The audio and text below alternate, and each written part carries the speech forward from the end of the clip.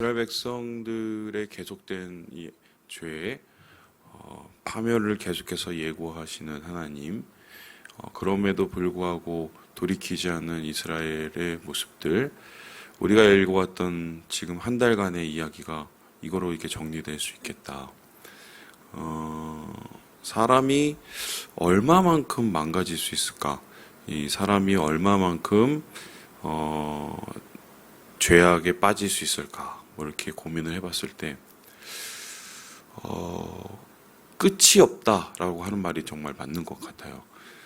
도대체 이게 사람이 할 수 있는 짓이야라고 하는 정도의 수준을 사람들이 인류사를 보면은 자행하는 경우가 많이 있습니다.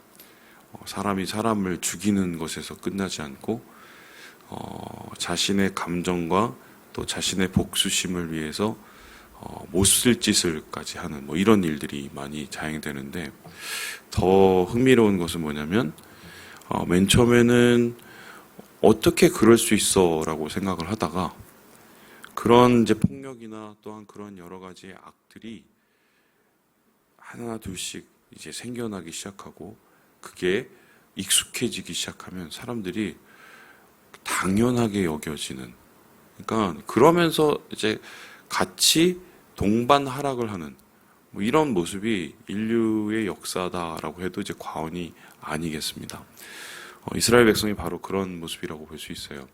처음에 시작은 분명히 하나님께서 거룩함을 심으시고 그 가운데 주님의 온전한 것을 만들어 주시고자 그렇게 만드신 나라가 소위 말해서 이 폭력, 착취, 그리고 말도 안 되는 우상 숭배, 음란함 뭐 이런 것들이 차고 또 망가져서 이제는 너무나 당연해지고 익숙해지는, 그래서 오히려 더 망가지는 그런 모습이, 그런 악순환이 자행되고 있었던 모습이 예루살렘의 모습이다.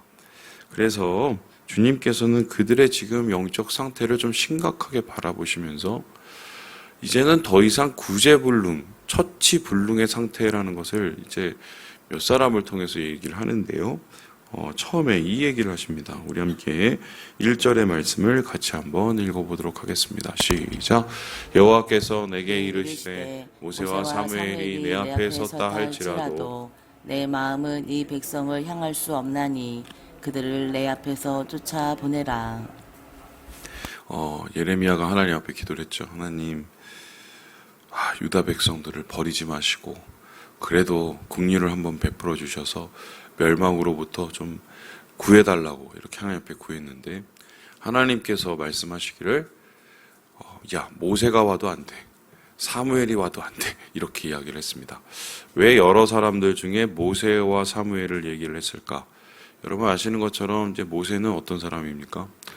이스라엘 백성이 하나님 앞에 범죄해서 금송아지 사건으로 소위 말해서 40일도 안 돼서 하나님 앞에 그렇게 우상 숭배하고 죄짓고 난 다음에 이제 하나님께서 이스라엘 백성 완전히 멸하시고 벌하실 수밖에 없을 때, 그때 모세가 어떻게 했어요? 자기의 생명을 걸고 하나님 앞에 이스라엘 백성을 한 번만 용서해 달라고, 이스라엘 백성들을 한 번만 떠나지 말아 달라고 간절히 간곡히 구했던 사람입니다. 그 기도를 들으시고 하나님께서는 마음을 돌이키셔서 이스라엘 백성들 가운데 다시 기회를 주셨죠. 이 사무엘은 어떤 사람이었습니까?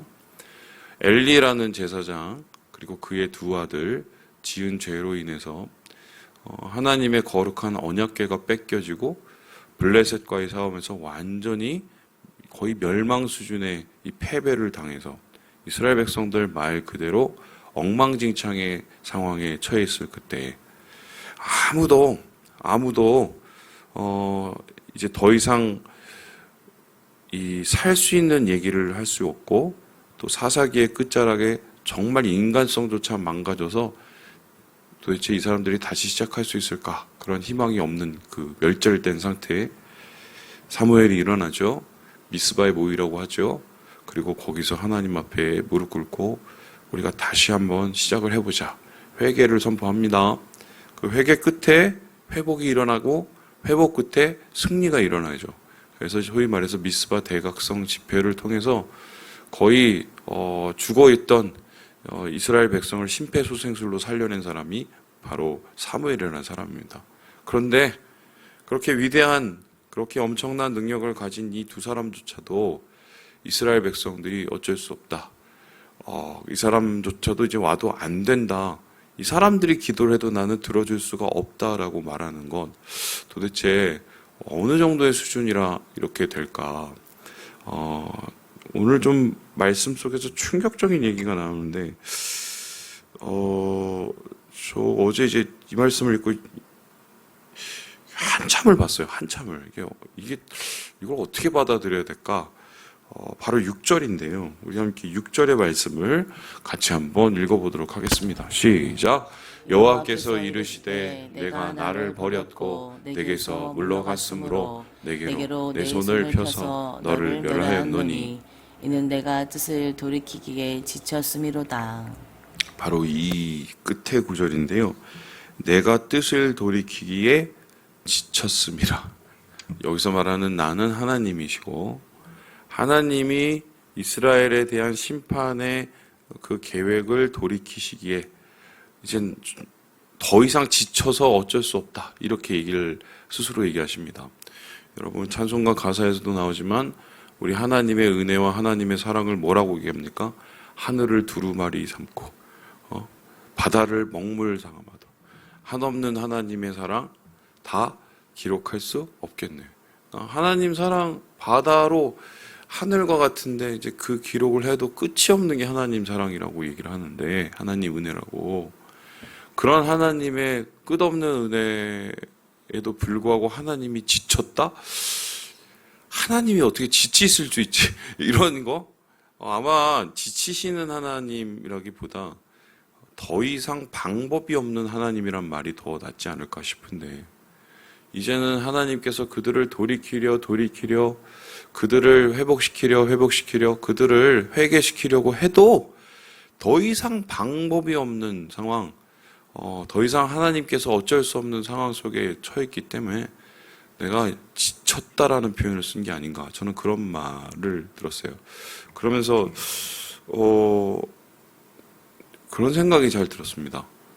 나도 하나님을 지치게 하나? 나도 하나님을 지치게 할 수 있을까?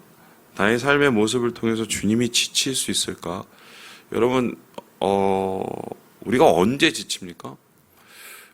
자녀들에게 우리가 한번 생각을 해보면 되는데, 우리가 자녀들에게 지쳤다는 표현을 쓸 때는 똑같은 상황, 똑같은 실수, 그리고 변치 않는 마음, 그걸 계속 경험하게 되면 나중에 정말 지치죠.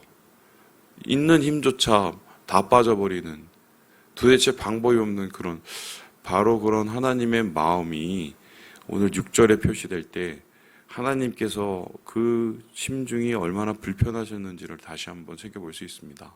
자, 그렇다면은 도대체 하나님을 지치게 했던 이스라엘 백성들의 행동, 그 죄는 어떤 모습이었을까?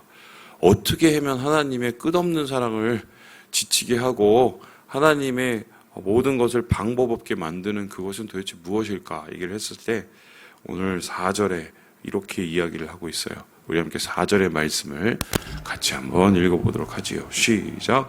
유다 왕 히스기야의 아들 므낫세가 예루살렘에 행한 것으로 말미암아 내가 그들을 세계 여러 민족 가운데 흩으리라.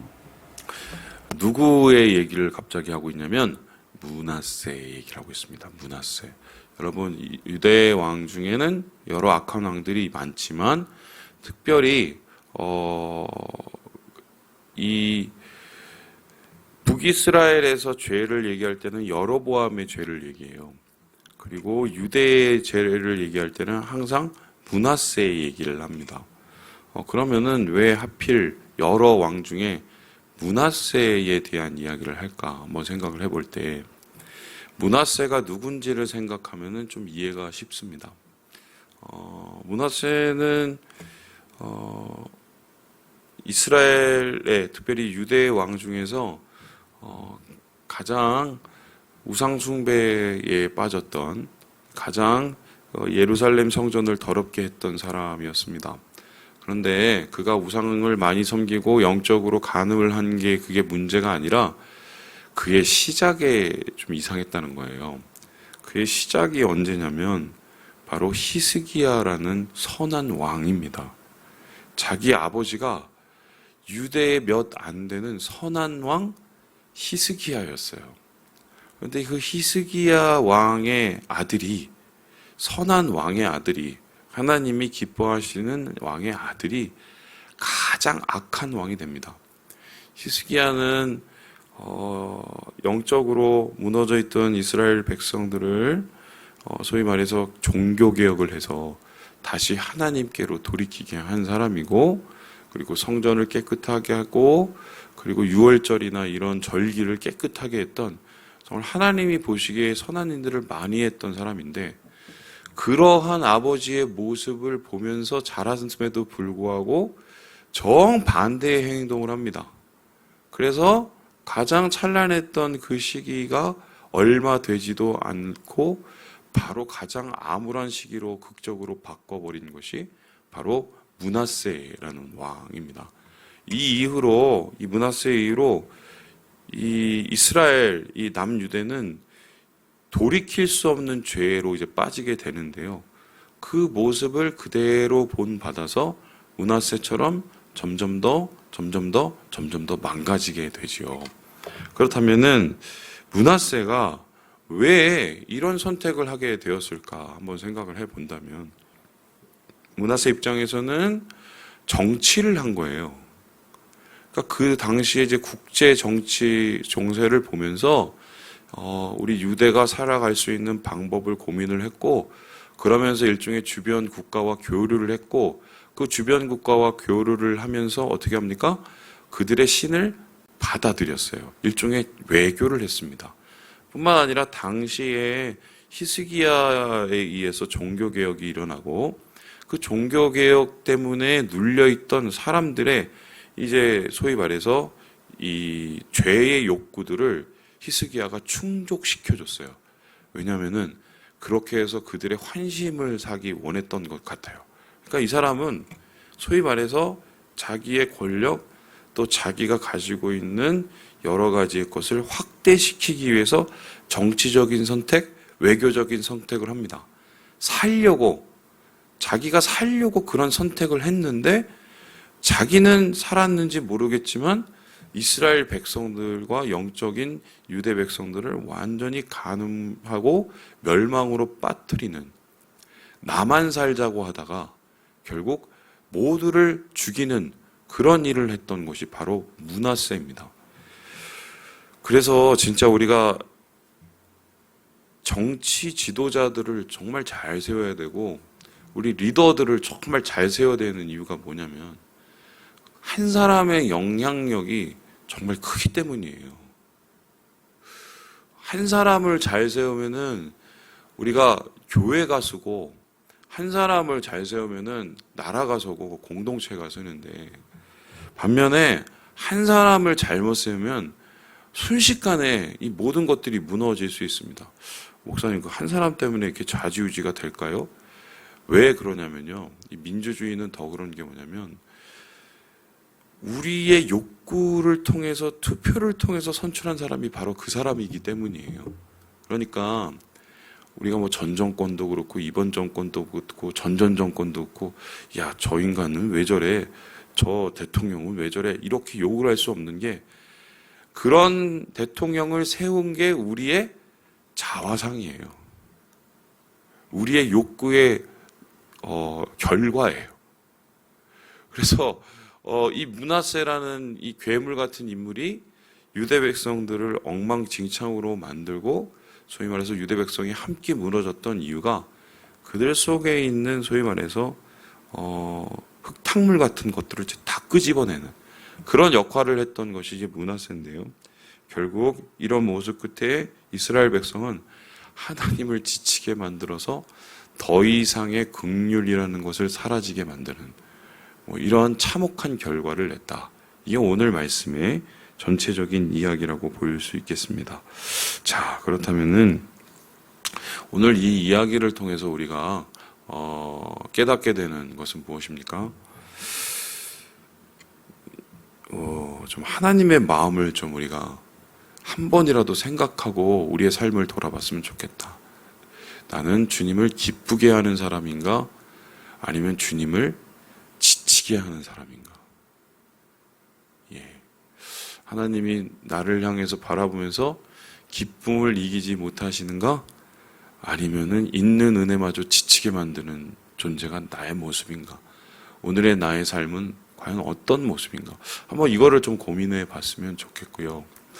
그리고 두 번째는 내 안에 있는 소위 말해서 문화세는 무엇인지를 한번 고민해 봤으면 좋겠어요.